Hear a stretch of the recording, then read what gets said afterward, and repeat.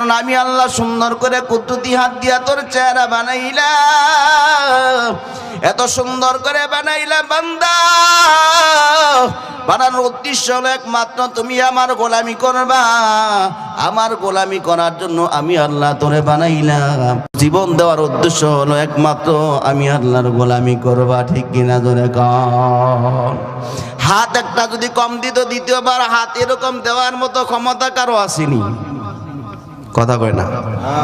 পাও যদি একটা কম দিত, বানানোওয়ালা একজন আছে, আল্লাহর পরে কেউ আসিল? চক্ষু যদি একটা কম দিত, হুবহু চক্ষু বানায় দেওয়ার মতো ক্ষমতা কারো নাই।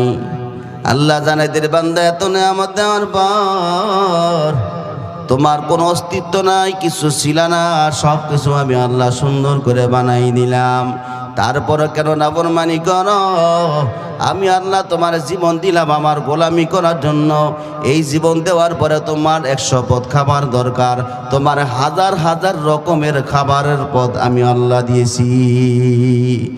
অক্সিজেন দরকার, তোমার জমিন থেকে আসমান পর্যন্ত বর্তে যতটুকু অক্সিজেন দরকার সব পরিপূর্ণ করে দিলাম।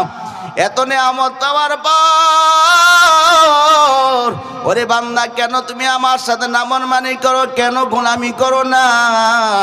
এত সুন্দর করে আকৃতি আমি আল্লাহ তোরে বানাইলাম, নাম নিশানা নাহি ছিল,